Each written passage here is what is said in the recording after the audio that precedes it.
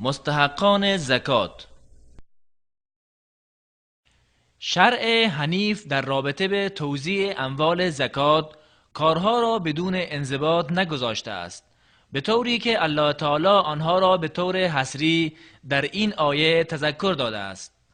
صدقات یعنی زکات برای فقرا و مساکین و کارمندان زکات و مؤلفة القلوب و آزادسازی بردگان و بدهکاران و مجاهدین و مسافری که ارتباط او با شهرش قطع شده فرضی است از جانب الله تعالی و الله دانای حکیم است. توبه آیه 60.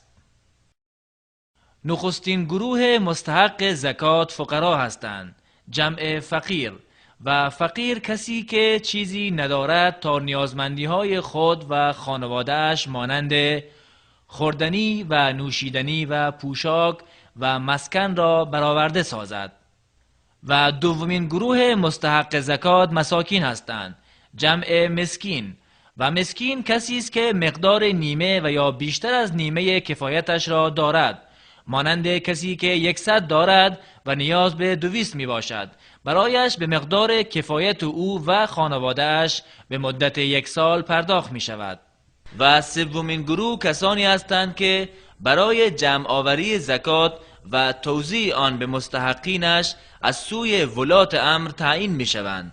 چهارمین گروه مؤلفة القلوب هستند، یعنی سرورانی که در میان اقوامشان نفوذ دارند و با دادن عطایا امید مسلمان شدنشان می رود و یا از شر آنها در امان می شوند، و یا مسلمانانی هستند که ایمانشان قوت می گیرد و یا در برابر دشمنی از دشمنان مسلمانان به دفاع می پردازند. برای آنها از زکات به مقداری که دلهای آنان را به اسلام تمایل دهد پرداخت می شود. و پنجمین گروه کسانی هستند که الله سبحانه و تعالی به آنها چنین اشاره نموده است: و فی الرقاب، که مراد از آن آزادی بردگان است، تا باشد هر یک از آنها آزاد شود و عضو نافع در جامعه گردد و نیز بتواند الله تعالی را به صورت کاملتر پرستش کند. و همچنین پرداخت پول برای آزادسازی اسیران مسلمان از همین باب است. و ششمین گروه قرضداران یعنی بدهکاران می باشند که 2 نوع هستند: 1 کسی که بر وی دینی است به خاطر نیازمندی خودش، اگر فقیر بود به مقدار کفایت پرداخت قرضش از زکات برایش داده می شود. 2 کسی که متحمل دین و قرضی شده برای صلح میان 2 گروه مسلمان، برایش از زکات به مقدار کفایت پرداخت دینش داده می شود، هرچند که ثروتمند باشد. و گروه هفتم مستحقین زکات کسانی هستند که برای آنها نیز به مقدار کفایت مصارف جهاد در راه الله پرداخت می شود. همچنین مخارج بسیاری از فعالیت‌های دعوت که جهاد در راه الله به شمار می رود نیز از همین باب پرداخت می شود و مدرکی دیگری برایش وجود ندارد. و گروه هشتم و اخیر مسافری که ارتباط او با سرزمینش قطع شده و مالی هم ندارد، برایش از زکات همان مقداری داده می شود که او را به سرزمینش برساند، هرچند که در آنجا ثروتمند باشد. و زکات برای غیر از این 8 گروه یاد شده به دیگری پرداخت نمی شود، هرچند که از وجوه نیکوکاری و احسان باشد، مانند بنای مساجد و مدرسه ها و بیمارستان ها و غیره که می شود از صدقات در آن خرج کرد. علما تأکید کردند که در هنگام پرداخت زکات شرط نیست تا برای همه گروه های 8 گانه باشد، بلکه پرداخت به یک گروهی از آنها هم کفایت می کند.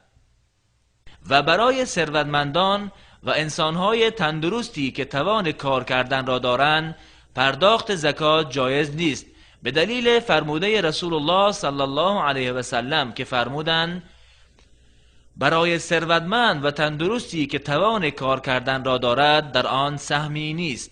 دادن زکات برای پدر، مادر، پدر بزرگ، مادر بزرگ، فرزندان و فرزندان فرزند جواز ندارد و همچنین برای همسر نیز جواز ندارد، زیرا که نفقه همه آنها بر مسلمان واجب است. همچنین برای کافرانی که غرض از پرداخت زکات به آنها تمایل دلهایشان به اسلام نباشد، دادن زکات بر ایشان جواز ندارد، به دلیل فرموده رسول الله صلی الله علیه و سلم که فرمودند از ثروتمندانشان گرفته می شود و به مستمندانشان داده می شود، یعنی مسلمانان. و زکات برای آل بیت نبی اکرم صلی الله علیه و سلم به خاطر عزت و شرافتشان جایز نیست، به دلیل فرموده نبی اکرم صلی الله علیه و سلم که فرمودند این صدقات شرک‌های مردم می باشد که برای محمد و خاندان محمد حلال نیست.